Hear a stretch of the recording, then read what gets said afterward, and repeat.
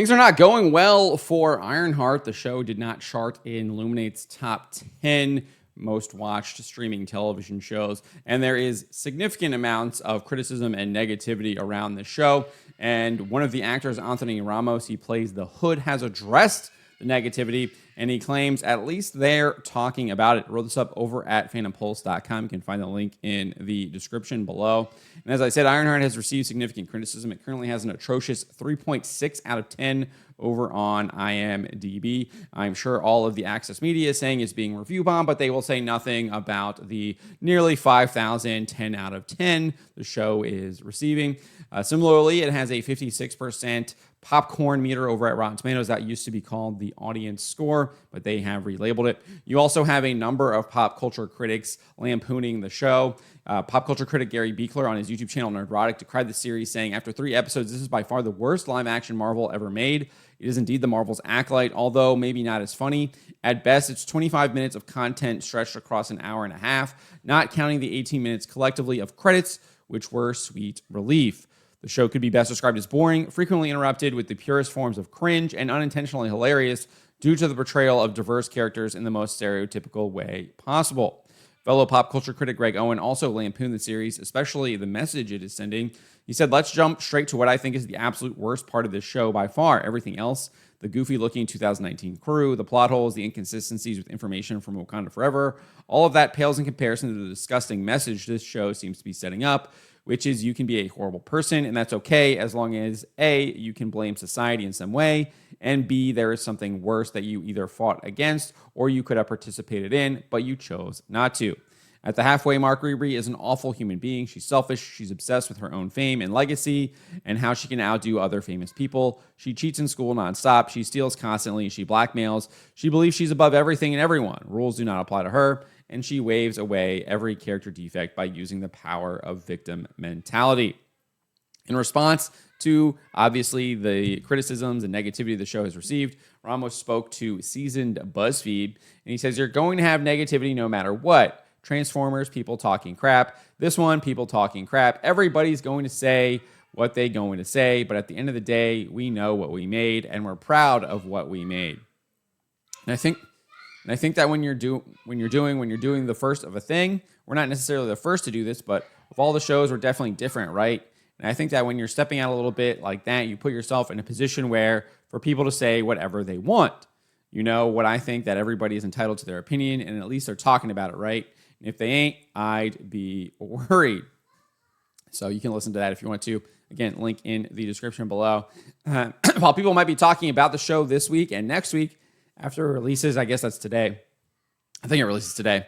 After it releases its final 3 episodes, the show will likely never be talked about again after, unless it's to bring up how terrible Marvel Studios shows and productions have been. This is the definition of slop. This will have zero cultural impact. No one will be talking about this show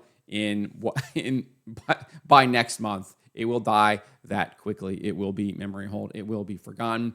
Marvel Studios would have been best to have never debuted this show whatsoever. They should have taken a page out of David Zaslav and Warner Brothers and completely shelved it. And they still can do that, right? We've seen them take that $1.8 billion tax credit or whatever they did, the tax write-off that they did a couple years ago, where we saw them put out Willow, and then after a month, they had shelved it. So they can still do that, I guess, with Ironheart, but unlikely to do that because I think that shows or is a big point of pain that Marvel Studios clearly is not what it was just 5 years ago. It's nowhere near where it was with Avengers Infinity War and Avengers Endgame. And you can see that obviously in the box office grosses this year. They haven't even done $500 million from Captain America Brave New World nor Thunderbolts. And we'll see if Fantastic Four is able to surpass that. But doesn't look good. Doesn't look good for Marvel all around, whether it be in the movie theaters or here on streaming on Disney+. And I think this is the worst viewed show that they've had so far. And again, it's part of a trend where you're seeing Marvel Studios TV shows continuing to have less and less viewership, while Disney Plus is actually adding subscribers and adding significant amount of subscribers every single quarter. They're adding about between 500,000 to 1 million every single quarter. I think they're around 58 million now. And so you're seeing viewership for these Marvel shows decline as they are actually getting more subscribers. So people are not subscribing to Disney Plus to watch Marvel Studios. So they're really just throwing money away now with these shows because they're not actually getting the subscriptions from it. If you're looking at it from a purely profit motive, which I don't think any of these shows are made purely for profit. I think they are made for ideological purposes as well. But anyways, let me know what you make of what Anthony Ramos had to say here. His response to the criticisms feels like he is living about 10 years in the past, where he's thinking that if people are just talking about your show, it's somehow free promotion. I think we have enough evidence now to kind of kill that idea, that theory, where any kind of marketing is positive marketing. Any press is positive press, and that's just simply not true. We know that negative press clearly does indeed affect these shows, these movies, and people are not watching them anymore because people are waiting to hear what people like Gary Buechler, what people like Greg Owen are saying about the show before they check it out themselves, because they don't want to waste their time watching absolute trash. And that seems to be what Hollywood is constantly putting out all of the time. But again, let me know what you guys make of what Anthony Ramos had to say here. Let me know in the comments below. Why would you be afraid of the people? Why are you not afraid of God instead of man?